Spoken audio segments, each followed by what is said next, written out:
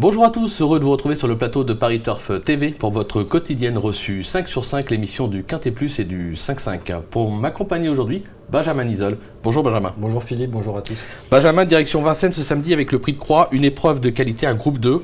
On se retrouve avec des, on va dire, entre guillemets, des champions au départ. Oui, des champions, des chevaux qui sont juste un peu en dessous de la trempe des cracks.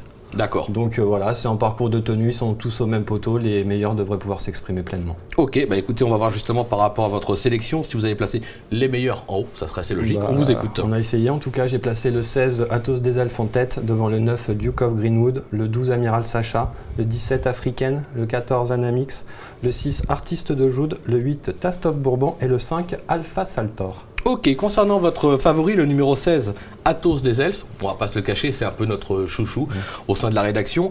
On va oublier ses récents faux pas, notamment dans le Critérium, c'est un cheval de classe, on en attend une réhabilitation. Oui, dans le Critérium, le cheval était très malheureux dans la montée, il s'est fait écraser par un concurrent étranger.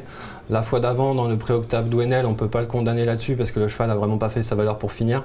Au rythme où ils étaient allés, le cheval aurait dû reprendre un départ à mi-ligne droite et aurait dû l'emporter logiquement. C'est clair. Donc c'est deux performances qu'on ne peut pas prendre au pied de la lettre. Il ne faut pas oublier que ce cheval-là, il avait gagné le prix Raymond Fouard devant Duke of Greenwood fin juin, donc sur 2007. Il marchait 12-7.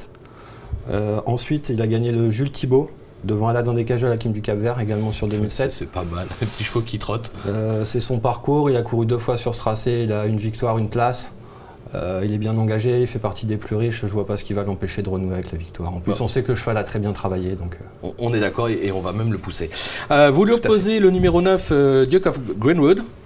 Greenwood. Merci, j'attendais un petit sourire.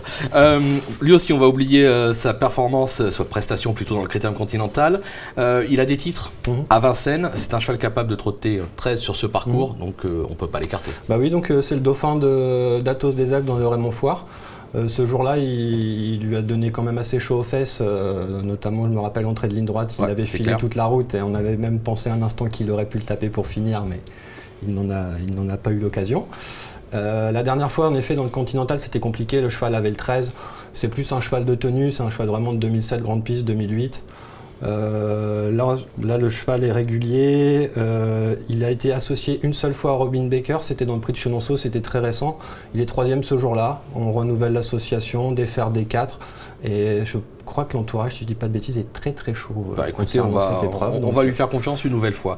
En 3e position, le numéro 12, Amiral Sacha, un cheval qu'on connaît bien, 2e du Grand Prix de l'UET, remporté par Robert Bie, 2e récemment du Critérium continental, déféré des 4, c'est un peu la valeur sûre de la course. Oui, le cheval reste sur 4 accessibles d'honneur, donc il mériterait quand même de vaincre le signe indien à un moment ou à un autre. Son mentor a tout fait pour mettre les atouts de son côté ce samedi, le défaire des 4 pieds pour la première fois. Donc ça peut être certainement un plus. La dernière fois, il ne faut pas oublier qu'il est vraiment devancé du minimum par Tumble Dust dans le Critérium continental. Le cheval est sur la montante. On aurait pu le mettre tout aussi bien en tête. C'est clair. Donc il fallait faire des choix. Voilà, il fallait faire des choix. Moi, j'ai repris la ligne du Raymond Fouard avec Athos, Duke of Greenwood. Et à défaut, je me retrouve avec Amiral Sacha en 3, mais il a tout aussi bien le droit de gagner. En 3, c'est sur le podium. Oui, tout à fait. En 4e position, un cheval que vous aimez bien aussi, le numéro 17, Africaine. Fautive dans le Continental. Ça reste une jument de grande qualité. 3e de l'UET, 5e du Critérium des 4 ans. C'est pareil, déférer des postérieurs, c'est difficile de l'écarter. Celle-là, elle est là depuis le début. Elle a toujours été avec les meilleurs. Depuis qu'elle a effectué ses premiers pas. La dernière fois, on ne peut pas la condamner, c'était que son 2e parcours. C'est sûr. Donc là, la jument est idéalement engagée, c'est la plus riche du lot. Bon, il faut savoir qu'au départ, il y a un recul quand même dans cette épreuve, mais il n'y a personne qui a osé rendre la distance. Parce qu'il n'y a pas les gains nécessaires pour faire ce recul. Donc là, c'est son 3e parcours, l'engagement est favorable, on défère des postérieurs. Elle a déjà prouvé qu'elle allait avec ces chevaux-là, donc à l'issue d'un bon parcours caché sur une pointe, elle peut s'emparer d'un accès. Il ne faut surtout pas l'écarter et la garder dans la combinaison. Mais ça sera une question de parcours là. Oui, mais pour beaucoup, je pense. De toute façon, c'est une question de parcours. Oui, c'est souvent une joute dans ce genre de combat. C'est presque une histoire de driver parfois même.